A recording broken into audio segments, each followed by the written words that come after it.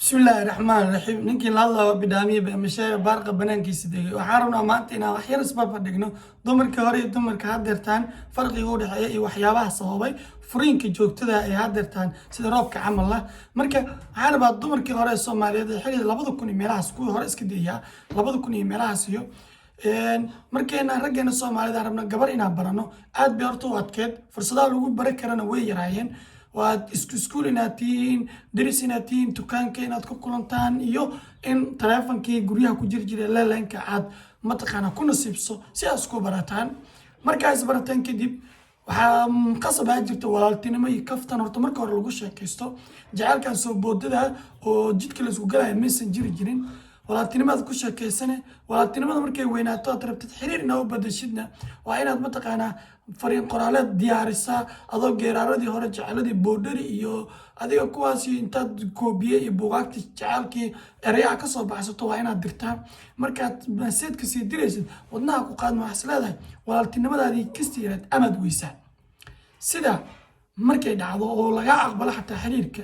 aan kula nool aad bay u adkeed waxay ku leedahay shanta biri maxad ban aadaa galabtiina barafada aadaa habeenkiina ma soo bixi karo jimcahan dhaqadan leeyahay jimcada soo xigta martiya noo imaanayso martisoor aan leenahay sidaa fursadii way ku dhantay waxaad ku arki kartaa marka iskuulka inaad jidka usii gashid suuqa iyadoo aaday dukaanka xilligaasna waqti yar waa wax yar oo kooban oo macno laha sheegaysa intii markaa haddana heshid oo xiriirka aad rabto guur inaad usii bedeshid waa inaad weerarka kula kulansiisa weerarkana laba su'aal bisi ku weydiinaya maxaad qabataa maxaad barataa labadaas daa ka jawaabto waa sii soconaya haddaa labadaas ka jawaabinna halkaasay sheekadaada ku harto sooma halkaa noocii haddana marka waxaa imaataa kuwa hadda jooga marka wiilba soo ordaa gabar weligiis arkin u arkaaba ama xaflada ku arkaa ama facebook ama tiktok meela lagu arkaa heblayo inta waa ka kuusan tahay inta waa ka buuran tahay dhabarka waa ka qaadan tahay wallaahi saan waa tahay mashquul caadi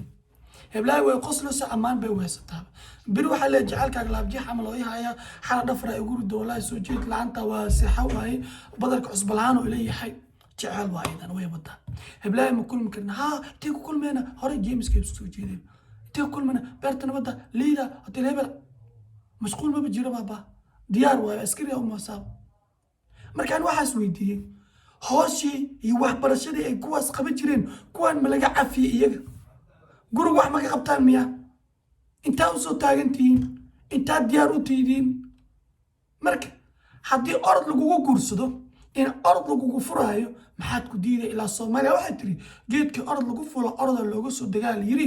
heblaayo maxaad tasdiiday or almiine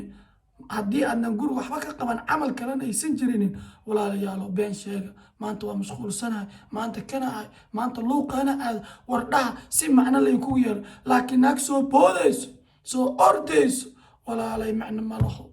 in lagu furo ma ahana lagu buriyo kabaha lagaa reebto waa istaaheshaa abaayo macno isku yeelno bilaa xaleegno nagdeeysan orodkan ahaysiin nagdeey